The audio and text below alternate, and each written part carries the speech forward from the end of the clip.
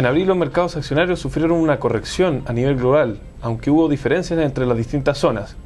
Siguiendo con la conducta de los últimos meses, dentro de lo negativo de los retornos, Estados Unidos volvió a ser el mejor mercado y Europa el mercado más golpeado. En general las noticias macro fueron peores a lo esperados a nivel global, donde en Estados Unidos la creación de empleo durante el mes de marzo fue de 120.000 puestos de trabajo versus a los 180.000 esperados por el mercado. También se publicó el crecimiento del PIB del primer trimestre, el cual fue un 2,2% y se esperaba un 2,5%. En Alemania sorprendió negativamente el índice de manufactura, el cual cayó a 46 para un esperado de 49. Por otro lado, la agencia Standard & Poor's bajó la clasificación de riesgo a España por segunda vez en el año. En Asia, China registró un crecimiento de 8,1% interanual en el primer trimestre del 2012, bajo el 8,4% esperado por el mercado. El dato positivo del mes fue el reporte de utilidades en Estados Unidos, el cual nuevamente sorprendió al alza, donde las empresas del sector tecnología han sido las estrellas, destacándose principalmente Apple, la cual reportó utilidades 20% más arriba de lo que esperaba el mercado. Por el lado de Chile, la inflación del mes de marzo fue de 0,2%, sorprendiendo al mercado que esperaba un alza de 0,5%. Por otro lado, el IMASEC de febrero fue de 6,1%, levemente bajo lo que esperaba el mercado, pero confirmando una tendencia al alza de la actividad en Chile. Finalmente, el Banco Central de Chile, en su informe de política monetaria de marzo, corrigió al alza el rango de crecimiento del PIB para el 2012, dejándolo en un nivel en 4 a 5%. El desempeño de los mercados desarrollados fue de menos 1,4% y los mercados emergentes cayeron también un 2,4%. Dentro del mundo desarrollado, Estados Unidos fue el mercado más defensivo, con una caída de solo 0,6%, seguido de Japón con una caída de 3,1% y Europa con una caída de 5%. Entre los mercados emergentes, la región más defensiva fue Asia, con una caída de 1,3%, seguido de Europa emergente cayendo un 4,6% y Latinoamérica cayendo un 5%. Finalmente, la rentabilidad del IPSA fue de menos 2,4% en pesos y menos 1,7% medido en dólares. Con respecto a la estrategia para el mes de mayo, decidimos cambiar a neutral la preferencia entre renta variable y renta fija. Entre las principales razones que sustentan nuestra tesis de inversión se encuentran un empeoramiento de los datos macros a nivel global, el resurgimiento de las tensiones en los bonos soberanos de España e Italia, la incertidumbre política en Europa sobre cómo abordar el problema de la deuda y altos retornos accionarios en los 3 primeros meses del año. En el plano de la selectividad en renta variable, nuestra visión es sobreponderar en igual magnitud los mercados emergentes y los mercados desarrollados. En el caso de los mercados emergentes, estamos sobreponderando Asia y Chile, dejando en terreno negativo a Latinoamérica y Europa emergente. El principal argumento para esta visión son datos económicos que estarían confirmando un aterrizaje suave en China, sumado a una política monetaria más expansiva y las bajas valorizaciones que muestran estos mercados. Chile, por su parte, está mostrando una fuerte actividad con potenciales correcciones al alza de su PIB. A nivel regional, Latinoamérica se ve caro y con la moneda brasileña muy apreciada. En Europa emergente vemos efectos de segunda vuelta producto de la recesión en Europa. En el mundo desarrollado, sobreponderamos Estados Unidos, dejando subponderado a Europa.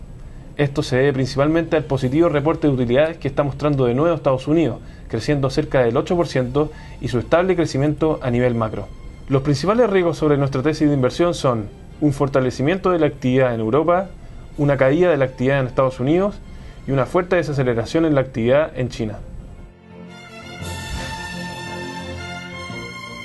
Después de un trimestre con rendimientos muy positivos, el mes de abril destacó por un comportamiento negativo en la mayoría de nuestros fondos de renta variable, debido a un aumento de la incertidumbre y caída en los mercados accionarios.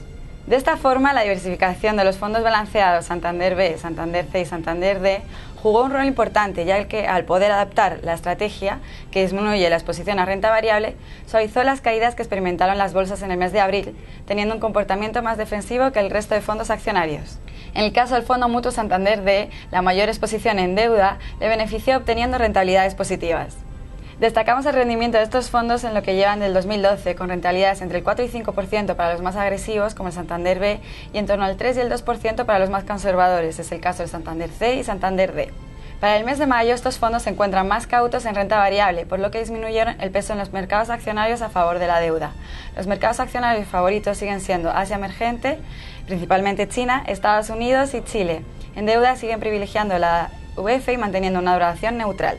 Para la renta variable desarrollada, nuestra alternativa destacada del mes es el Fondo Mutuo Santander Acciones USA. Durante el año 2012, el fondo lleva una rentabilidad acumulada de un 2,5% aproximadamente, siendo el mercado más defensivo de los países desarrollados.